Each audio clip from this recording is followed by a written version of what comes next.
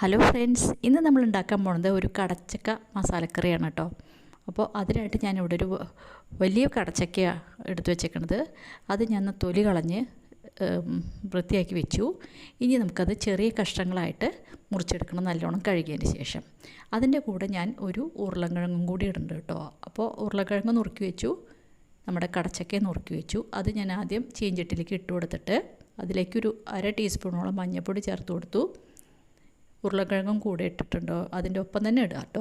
പിന്നെ നമ്മൾ അതിലേക്ക് ചേർത്ത് കൊടുക്കാൻ പോണത് കുറച്ച് ഇഞ്ചി, ഒരു 1.5 ഇഞ്ച് വലിപ്പമുള്ള ഇഞ്ചി തലോടെ അരിഞ്ഞത്, ഒരു 2-3 പച്ചമുളക് കീറിയത്, പിന്നെ ഒരു 2 സവോള കേട്ടോ, ഒരു മീഡിയം സൈസിലുള്ള 2 സവോള, ഒരു 5-8 വെളുത്തുള്ളി കീറിയത്, പിന്നെ കുറച്ച് കറിവേപ്പില, അതും കൂടി ചേർത്ത് കൊടുത്തു കേട്ടോ.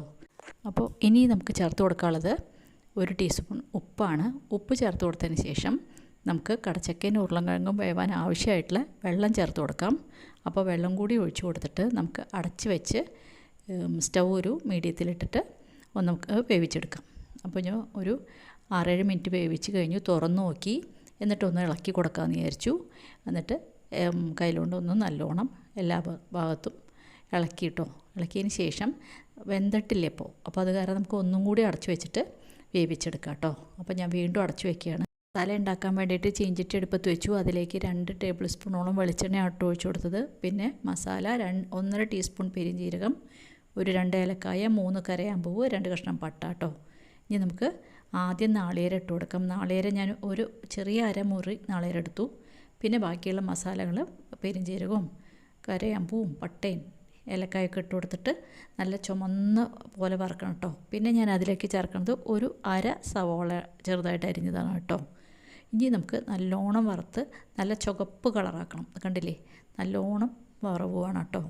നല്ല ചുമന്ന കളറായപ്പോൾ ഞാൻ അതിലേക്ക് മല്ലിപ്പൊടിയാണ് ചേർക്കുന്നത്. ഒരു 4 ടീസ്പൂൺ മല്ലിപ്പൊടി ചേർത്തു. എന്താ വെച്ചാൽ മസാല കുറച്ച് നല്ലോണം വേണമല്ലോ, അതിന് വേണ്ടിയിട്ട് 4 ടീസ്പൂൺ മല്ലിപ്പൊടി ചേർത്തു. മല്ലിപ്പൊടി നല്ലോണം മൂപ്പിക്കുന്നവരെ നല്ലോണം ഇളക്കി കൊടുക്കണം കേട്ടോ. നല്ല മൂത്ത് പച്ചമണമൊക്കെ പോകണം.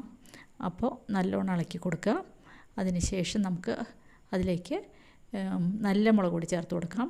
അപ്പോൾ 2 ടീസ്പൂണോളം നല്ല മുളക് പൊടിയാണ് ചേർത്ത് കൊടുക്കുന്നത്. അത് എരിവനുസരിച്ച് ചേർത്ത് കൊടുക്കുക കേട്ടോ. ഇനി നമുക്ക് നല്ലോണം ഇളക്കിയിട്ട് നല്ലോണം അരച്ചെടുക്കണം. അപ്പോൾ നല്ലോണം ഈ മസാലയൊക്കെ നല്ലോണം മൂത്ത് കഴിഞ്ഞാൽ നമുക്ക് ചൂടാറാൻ വെച്ചിട്ട് നമുക്ക് അരച്ചെടുക്കാം. കണ്ടില്ലേ, ഈ നിറാവണം. അപ്പോൾ നല്ലോണം ഇളക്കി കൊടുത്തോളൂ. ഇനി നമുക്ക് സ്റ്റൗ ഓഫ് ചെയ്ത് മസാല തണുക്കാൻ വയ്ക്കാം. തണുത്തതിന് ശേഷം അരച്ചെടുക്കാം കേട്ടോ.